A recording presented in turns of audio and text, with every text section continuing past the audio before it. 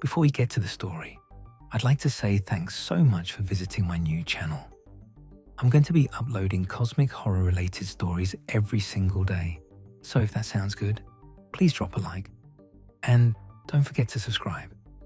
It means a lot, especially when just getting started. I hope you enjoy the story. I've been a maintenance technician at the Copper Falls underground storage facility for 3 years. Most people don't even know this place exists, buried deep in the Montana wilderness. The official story is that we store geological samples from around the world, rock cores, mineral deposits, that kind of thing. My job is simple: keep the temperature stable, make sure the shelves don't rust, and report anything unusual to my supervisor, Dean. For 3 years, nothing unusual ever happened. Then the north wall of Section 7 collapsed. It was a Tuesday morning, and I was doing my regular rounds when I heard it. Not a crash exactly, more like a long, grinding sigh as metal gave way. By the time I got there, half the shelving units had toppled over, spilling boxes of labeled samples across the floor. 50 years of careful organization destroyed in seconds. That's when I saw the hole. Where the shelves had stood, part of the concrete wall had crumbled away. Behind it wasn't more concrete or the natural rock face I expected. It was darkness, a gap just wide enough for a person to squeeze through. I should have called Dean immediately. That's protocol. But something about that opening pulled at me. I grabbed my flashlight and stepped through. The chamber on the other side wasn't part of our facility. The walls were raw stone, carved smooth by something that wasn't modern equipment. The space was roughly circular, maybe 30 feet across, and the air felt different, older somehow, like I had stepped into a place that had been sealed for a very long time. My flashlight beams swept across objects scattered on the floor. At first, I thought they were tools left by miners or early construction workers, but as I knelt down to examine them, I realized they didn't make sense. The handles were the wrong shape, curved in ways that wouldn't fit a human grip comfortably. The materials looked like metal but felt slightly off. The weight distribution strange in my hands. Then I saw the wall. One entire side of the chamber was covered in carvings, not writing exactly, but images arranged in a long sequence that wrapped around the room. My light moved across it slowly, and I felt my skin go cold. It was a timeline. The carvings showed simple shapes at the beginning, primitive life forms maybe. Then the shapes grew more complex. I saw creatures that looked like they could have been dinosaurs, except the proportions weren't quite right. Then something that might have been mammals. The sequence continued, showing different types of creatures rising and falling. And then I saw the first figure that looked almost human. But it wasn't us. The proportions were off, the head shape different, the limbs too long. Next to this figure were smaller images showing cities, structures, what might have been their civilization. And then, abruptly, the figure ended. The images showed devastation, environmental chaos, extinction. The timeline continued. More creatures, more civilizations, more extinctions. I counted 6 different intelligent species before I found us. The human silhouette was unmistakable, right in the middle of the sequence. Around it were carved images of our cities, our technology, our world. But just like all the others, there was a mark at the end. the same symbol that appeared after every previous species, an ending, My hands were shaking so badly I almost dropped the flashlight. That's when I heard footsteps behind me. "I was wondering when you'd find this place," Dean said. I spun around. He stood in the opening, his expression unreadable in the dim light. "What is this?" I asked. "Dean, what the hell is this?" He stepped into the chamber, moving with the careful familiarity of someone who'd been here many times before. The facility wasn't built to store geological samples, Rob. It was built around this room. Everything else is just cover. "That timeline," I said, pointing at the wall. "Those are different species, intelligent species, before us." "Yes, but that's impossible. We'd know. There'd be evidence, fossils, ruins." "There is evidence," Dean interrupted. "That's what's really in all those boxes out there. Remains of previous civilizations turned to stone over millions of years. Technology so old, it's fossilized. The government's been studying it since they found this chamber in 1952.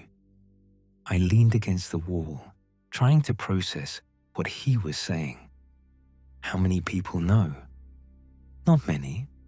A few dozen researchers over the decades.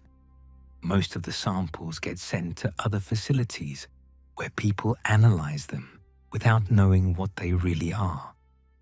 But here, in this room, the truth is pretty clear. And you've known the whole time I've been working here?" Dean nodded. "I've been the facility supervisor for 20 years, Rob. Before that, there was someone else. There's always someone who stays, who guards this place. I've been waiting to see if you'd find it on your own, or if I'd have to show you eventually."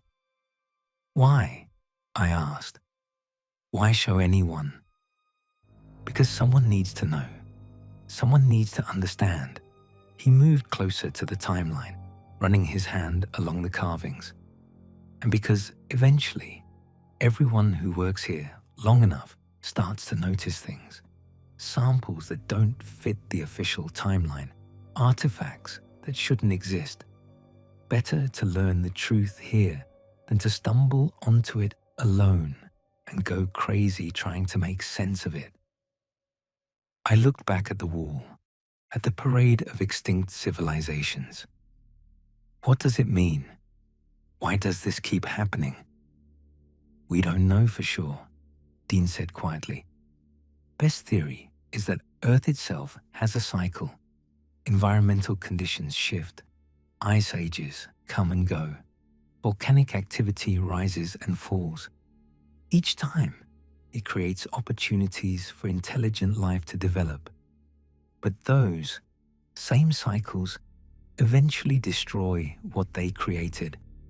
The planet giveth, and the planet taketh away." "But we're different," I argued, hearing the desperation in my own voice. "We have technology, space travel. We can predict environmental changes. So did they." Dean pointed at one of the earlier species on the wall. These people, or whatever they were, had technology we still can't understand. Some of those tools you saw are made from materials we can't identify, using processes we can't replicate. They were more advanced than us in some ways. It didn't save them. I spent the next 2 weeks trying to forget what I'd seen. I threw myself into work, avoided the collapse section, and tried to convince myself there had to be another explanation. Maybe the timeline was fake, some kind of art project or hoax. Maybe Dean was crazy. But I couldn't stay away. Late one night, I returned to the chamber alone. I needed to see it again, to prove to myself it wasn't as bad as I remembered. Maybe I'd misunderstood what I was looking at. The timeline was exactly as I remembered. If anything, it was worse seeing it a second time. I moved along the wall slowly, studying each species in turn. The images between them showed changing environmental conditions. Long periods of ice, then warmth, then volcanic activity, then calm. Each cycle created different conditions, and different forms of intelligence adapted to survive them. Until they didn't. One of the strange tools was lying near my feet. I picked it up, turning it over in my hands. It was heavier than it looked, and when my fingers found a groove along the side, something clicked. The device hummed to life, vibrating gently against my palm. Light projected from one end, splashing across the cave wall above the timeline. I nearly dropped it in shock, but the images held me frozen. They were moving pictures, impossibly detailed for something this ancient. I watched a city rise from nothing, buildings that curved and flowed like they'd been grown rather than built. Creatures moved through the streets, going about their lives. They looked almost human from a distance, but up close, I could see the differences. Longer fingers, eyes set slightly too far apart, skin with a faint pattern like scales. They were beautiful in their own way, and they were utterly alien. The images shifted, showing seasons changing, years passing. Then the disasters started. The ground shook, the sky darkened, volcanoes erupted in the distance. The creatures tried to adapt, tried to save themselves.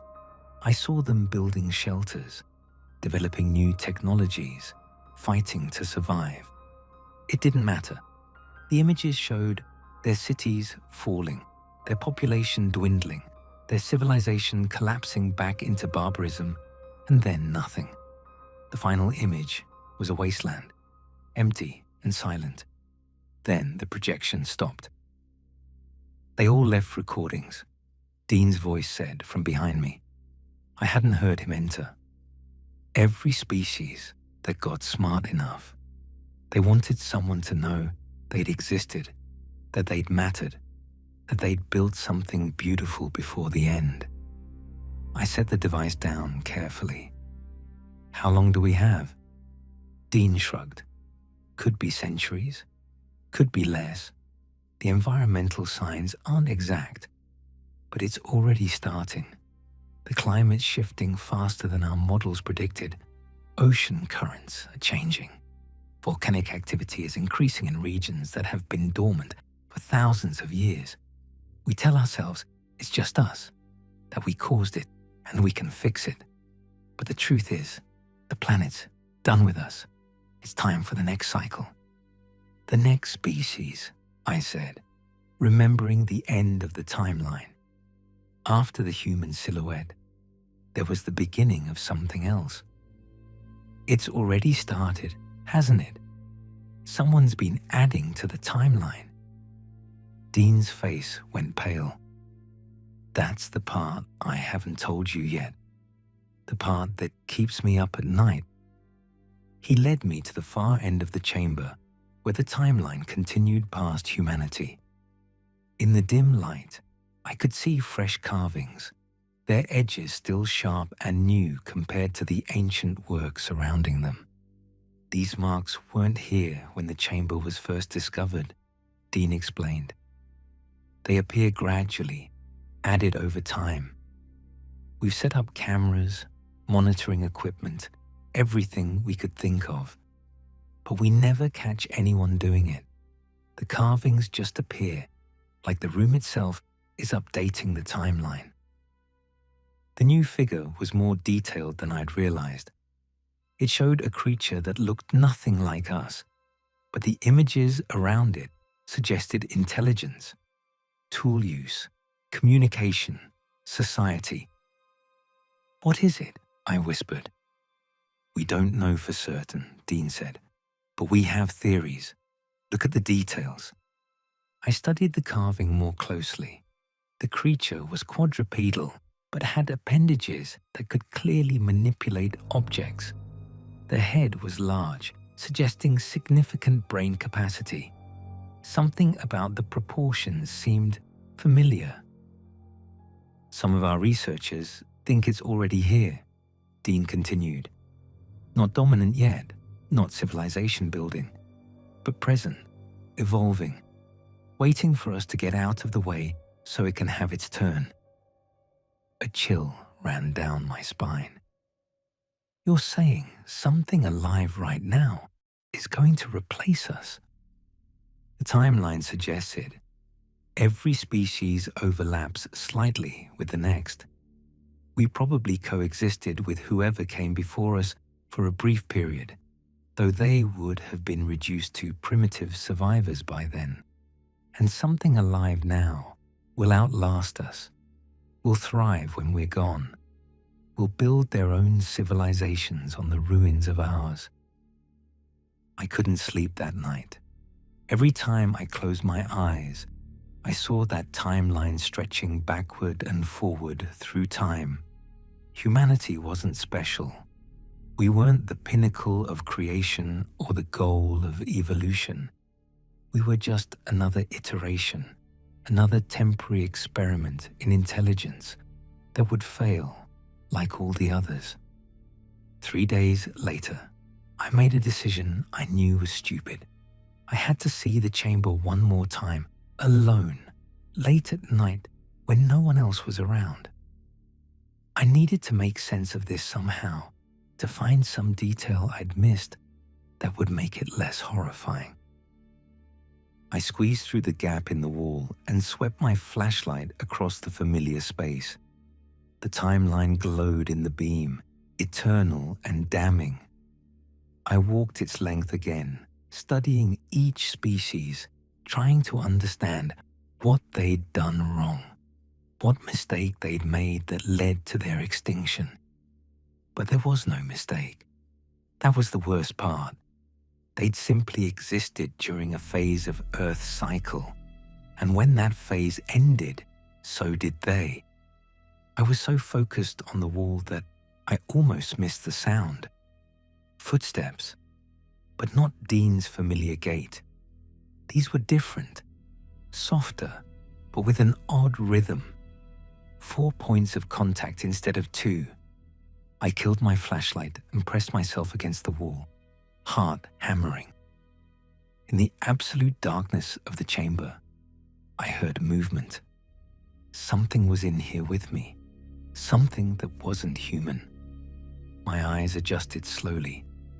There was faint luminescence coming from somewhere, maybe from the strange tools scattered around the room.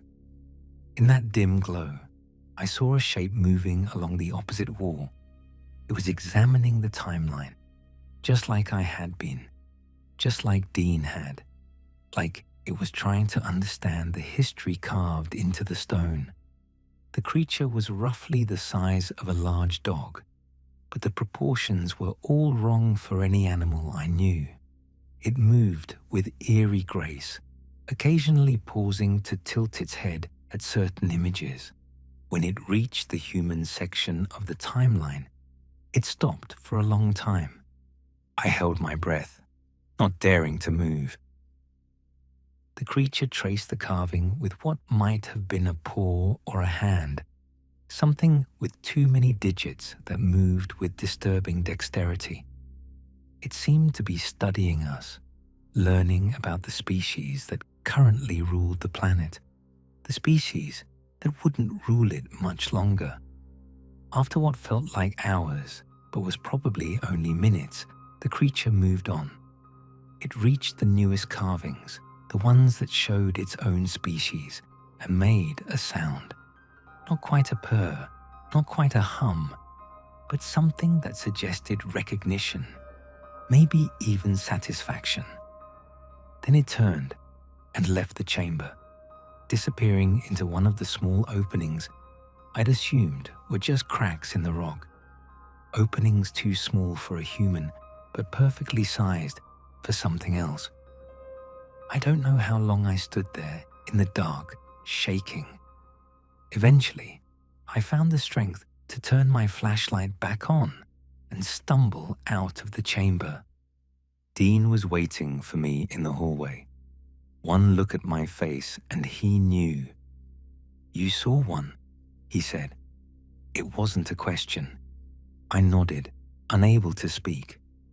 "I've seen them 3 times over the years," Dean said quietly.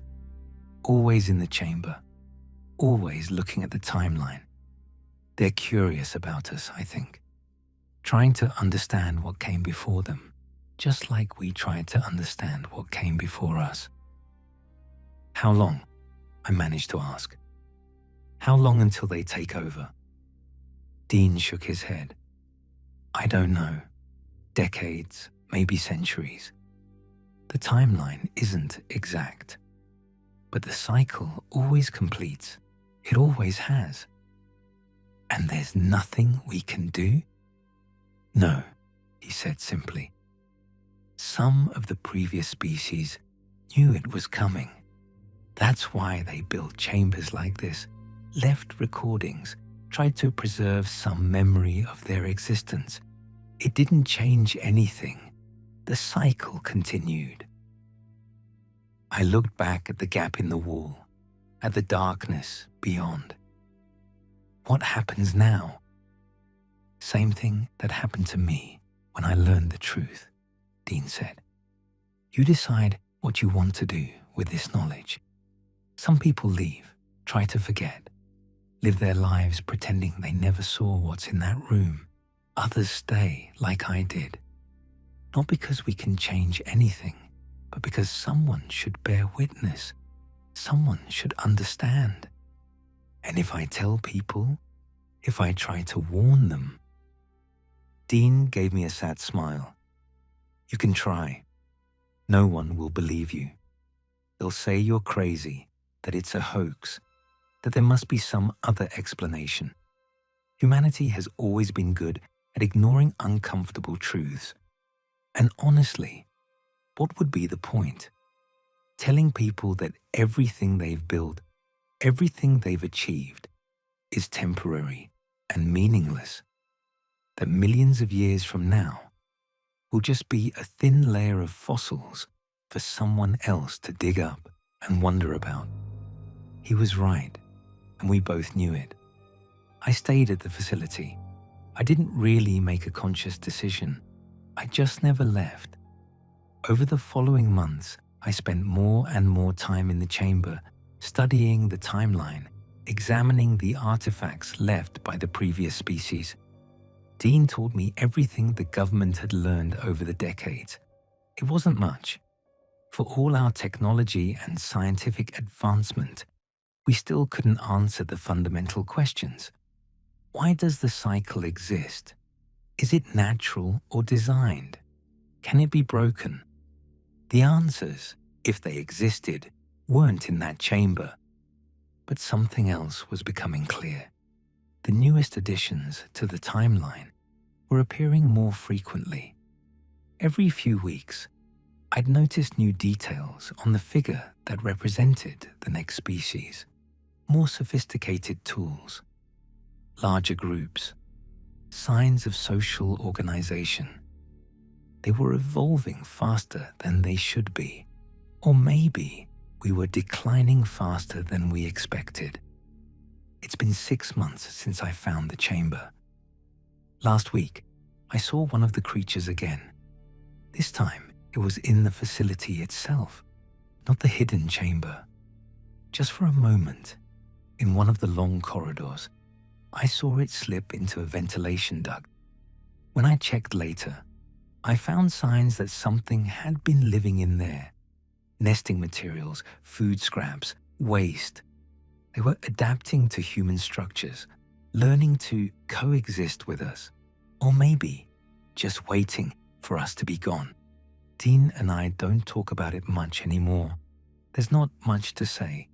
We maintain the facility, we guard the chamber, we watch the timeline slowly update itself. Sometimes researchers come to study the samples we store. They examine fossilized remains of previous civilizations, without realizing what they're looking at. They publish papers about unexplained anomalies in the geological record and propose theories that never quite fit the evidence. They don't want to see the truth. No one does. At night, I stand in the chamber and look at that timeline. 6 intelligent species before us, each one convinced they were special, permanent, the ultimate expression of life on Earth. Each one wrong. And the space after the human silhouette keeps getting more detailed. I used to think about my legacy, about what I'd leave behind, what mark I'd make on the world. Now I know the truth. In a few million years, some researcher from the species that comes after the next species will dig up a fossilized fragment of our technology. They'll study it, catalog it, and file it away with all the other evidence of extinct civilizations. They'll wonder what we were like, what we achieved, why we failed, and then they'll go home to their own lives, their own cities, their own certainties about their place in the universe. They won't realize that their silhouette is already being carved on a wall somewhere deep underground, that something alive in their time is evolving, adapting, waiting for its turn. The cycle always continues. We are not the first intelligent species to walk this planet, and we are not the last. The chamber has taught me one final lesson. Every species that achieved intelligence left the same message. We were here. We mattered. We thought we'd last forever. They were all wrong. So are we.